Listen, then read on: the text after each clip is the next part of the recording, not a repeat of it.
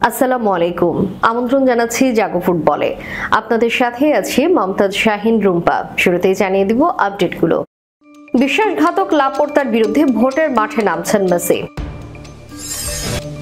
Challenge লিগের শেষ ম্যাচেও হারল বসুন্ধরা কিংস। রোনালদোর পর রিয়ালের হয়ে ইউরোপের গোল্ডেন বুট জিতলেন এমবাপ্পে। ভিনিসিয়াসের সঙ্গে ঝামেলা শেষ হয়ে গেছে রিয়াল মাদ্রিদ কোচ। রাশফোর্ডকে নিয়ে বর্ণবাদী মন্তব্য করা সমর্থক বড় অঙ্কের জরিমানার মুখে। শুনছিলেন শিরোনাম, এবারে বিস্তারিত। লিওনেল মেসি নাকি আগামী বছর অনুষ্ঠিত হতে যাওয়া বার্সেলোনার প্রেসিডেন্ট নির্বাচনে সক্রিয়ভাবে অংশ নিতে চান, এমনই বিস্ফোরক তথ্য দিয়েছে স্প্যানিশ দৈনিক এবিসি। যদিও মেসি নিজে প্রার্থী হবেন না, তবে হুয়ান লাপোর্তাকে ক্ষমতাচ্যুত করতে কোনো শক্তিশালী প্রার্থীর পক্ষে দাঁড়াতে পারেন তিনি। সূত্রের দাবি, আর্জেন্টাইন কিংবদন্তি কেবল তখনই কোনো প্রার্থীর পক্ষে দাঁড়াবেন যখন তিনি নিশ্চিত হবেন যে ওই প্রার্থী জিততে পারেন। 2026 সালের মার্চ থেকে জুনের মধ্যে অনুষ্ঠিত হবে বার্সেলোনা ক্লাবের পরবর্তী নির্বাচন।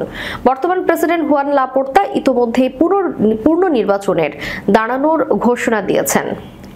তবে এবার তার প্রতিদ্বন্দ্বী হতে পারেন তারই সাবেক অধিনায়ক। অন্তত প্রভাবের দিক থেকে 4 বছর আগের ছবিটা ছিল সম্পূর্ণ উল্টো।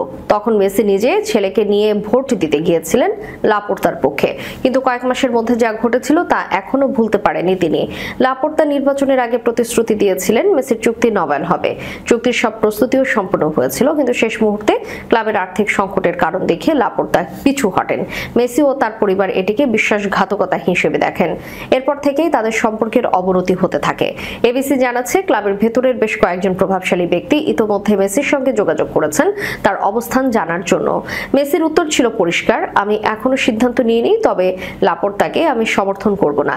মেসি জানিয়েছেন, যদি কোনো শক্তিশালী, ঐক্যবদ্ধ ও বাস্তবসম্মত প্রচারণা শুরু হয় তাহলে তিনি প্রকাশ্যে তার সমর্থন জানাতে দ্বিধা করবেন না। মেসি প্রচারণার শেষ দিকে কৌশলগতভাবে নিজের অবস্থান জানাতে পারেন যাতে তার ভোটের ফলাফল প্রভাব ফেলে। মেসি বার্সেলোনার আজীবন সদস্য এবং ভোটার। তার মতো প্রায় 1.5 লাখ ভোটার 6 বছর পর পর প্রেসিডেন্ট নির্বাচন করে থাকেন। 2021 সালের নির্বাচনে প্রায় 55% ভোট পেয়ে দ্বিতীয়বারের মতো প্রেসিডেন্ট হয়েছিলেন লাপোর্তা। এএফসি চ্যালেঞ্জ লিগের গ্রুপ পর্বের শেষ ম্যাচে 2-0 গোলে হেরেছে বসুন্ধরা কিংস। প্রথম ম্যাচে আল সিবের কাছে 2-3 ব্যবধানে হারার পর দ্বিতীয় ম্যাচে আল আনসারের বিপক্ষে 3-0 গোলে পরাজিত হয়েছিল তারা। কুয়েতের জাবের আল মুবারক আল হামাদ স্টেডিয়ামে আজ ম্যাচ খেলতে স্টেডিয়ামে যাওয়ার পথে বিড়ম্বনায় পড়ে বসুন্ধরা কিংস। রাস্তায় আকস্মিকভাবে বিস্ফোরণে টিমের বাসের একটি চাকা নষ্ট হয়ে যায়, ফলে দলটি স্টেডিয়ামে পৌঁছায় রাত 9টায়। মাত্র 1 ঘন্টা আগে পৌঁছানোর ম্যাচ কমিশনারকে খেলা 15 থেকে 30 মিনিট পিছিয়ে দেওয়ার অনুরোধ করে বসুন্ধরা কিংস। তবে কিরগিজস্তানের ম্যাচ কমিশনার নির্ধারিত সময়ে খেলা শুরু করার ব্যাপারে অনড় ছিলেন। বাধ্য হয়ে হালকা ওয়ার্ম আপ করে মাঠে নামতে হয় কিংসকে। বসুন্ধরা কিংসের বিপক্ষে ম্যাচের গোলটি দুটি হয় প্রথমার্ধে। আল কুয়েতের হয়ে গোল করেন ইউসুফ আল সুলাইমান এবং তাহা ইয়াসিন। কিক অফের পর দ্বিতীয় আক্রমণে লিড নেয় আল কুয়েত। কর্নার থেকে সামি আল সানের ক্রসে হেডে জালে বল জড়ান ইউসুফ আল সুলাইমান। গোলরক্ষক আনিসুর রহমান জিকো পোস্ট ছেড়ে সামনে এগিয়ে আসায় তার মাথার উপর দিয়ে বল জালে জড়ায়। 13 মিনিটে কর্নার থেকে ফিরতে বলে বক্সের বাইরে থেকে জোরালো শট নেন সাদ, তবে সেটি হেডে ফিরিয়ে দেন মেহেদি বারেহা। 3 মিনিট পর বাঁ দিক থেকে মোহাম্মদ দাহাদের দারুণ ক্রসে পা ছোঁয়াতে গিয়ে বলটি আকাশে উঠিয়ে মারেন তাহা ইয়াসিন। 19 মিনিটে বসুন্ধরা কিংসের বিপক্ষে ফ্রি কিক থেকে প্রায় গোল পেয়ে যাচ্ছিল আল কুয়েত। ফয়সাল জায়েদ আল হারির জোরালো শট পোস্ট কাঁপিয়ে বেরিয়ে যায়। 39 মিনিটে বাঁ প্রান্ত দিয়ে আক্রমণে উঠেছিল ইমানুয়েল সান্ডে। কর্নারের পাসে প্রতিপক্ষ ডিফেন্সের বাধায় ব্যাক পাস দেন তিনি। পোস্টের সামনে সেই বলে জোরালো শট নেন সোহেল রানা, তবে তার কোনাকুনি শটটি বক্সের ডান পাশ ঘেঁষে বাইরে চলে যায়। প্রথমার্ধে যোগ করা সময়ের দ্বিতীয় মিনিটে লিডে দ্বিগুণ করে আল কুয়েত। মাঝমাঠ আক্রমণের সূচনা করেন আহমেদ আল দেফেরি।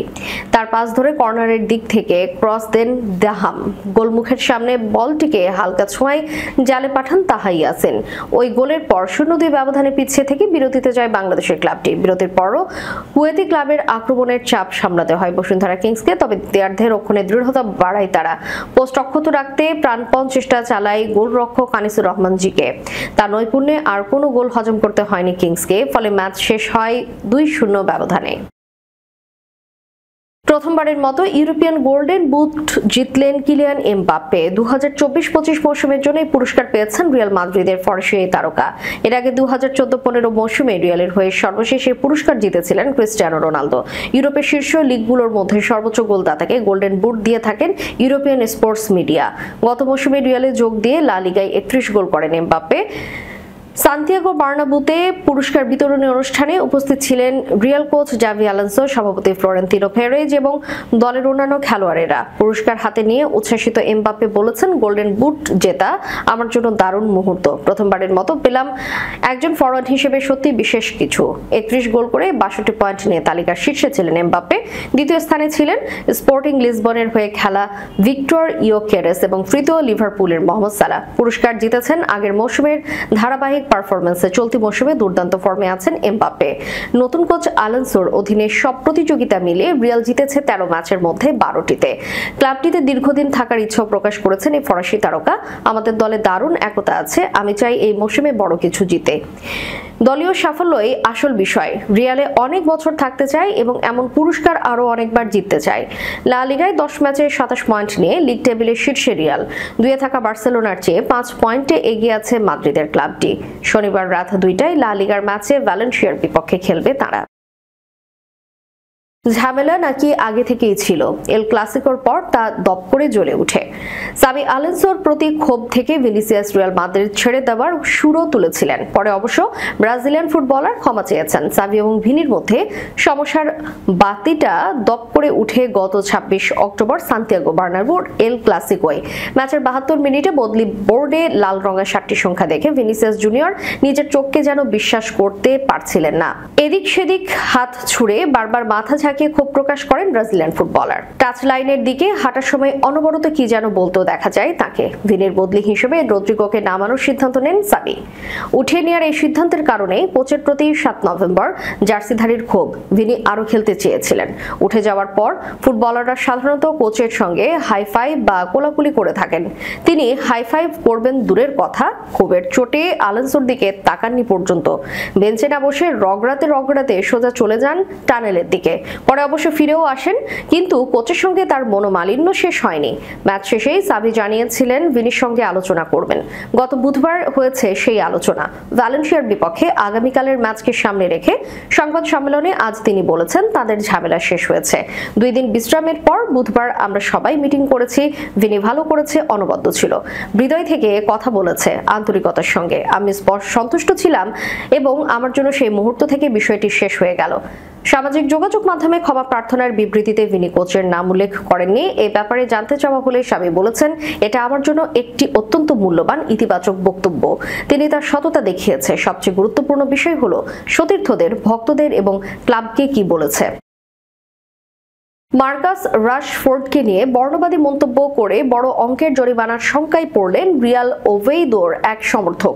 স্পেনের সহিংসতা বিরোধী কমিশন ও সমর্থককে 4000 ইউরো জরিমানা করার সুপারিশ করেছে বাংলাদেশি মুদ্রায়, যা 5.5 লাখেরও বেশি। বর্ণবাদী মন্তব্যের ঘটনাটি ঘটেছিল গত 25 সেপ্টেম্বর বার্সেলোনার রিয়াল ওভেইদোর মাঠে 3-1 গোলে জেতার ম্যাচে। রাশফোর্ড তাতে একটি অ্যাসিস্ট করেন। লিগ কর্তৃপক্ষ ফুটেজ দেখেও সামাজিক যোগাযোগ মাধ্যমের সহায়তায় ওই সমর্থককে চিহ্নিত করে পুলিশের কাছে অভিযোগ দায়ের করেছে। স্প্যানিশ কর্তৃপক্ষ এক বিবৃতিতে জানায়, লা লিগা সোশ্যাল মিডিয়ায় ছবিগুলো শনাক্ত করে পুলিশের কাছে অভিযোগ দিয়েছে। স্টেডিয়ামের অর্গানাইজেশনাল কন্ট্রোল ইউনিট ক্যামেরার ফুটেজ বিশ্লেষণের মাধ্যমে অভিযুক্ত অপরাধীকে শনাক্ত করা গেছে। এই প্রস্তাবের প্রতিক্রিয়াকরণ ফৌজদারি মামলায় নেওয়া চূড়ান্ত সিদ্ধান্তের উপর নির্ভরশীল হবে। জরিমানার সুপারিশ করলেও শাস্তি কবে কার্যকর হবে তা জানানো হয়নি। রাশফোর্ডের আগেও বর্ণবাদী মন্তব্যের শিকার হয়েছেন।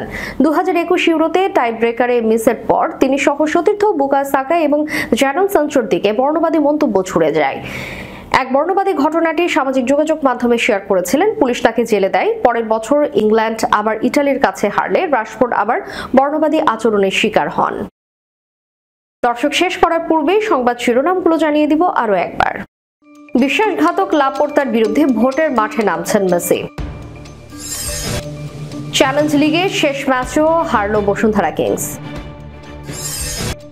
রোনালদোর পর রিয়ালের হয়ে ইউরোপের গোল্ডেন বুট জিতলেন এমবাপ্পে।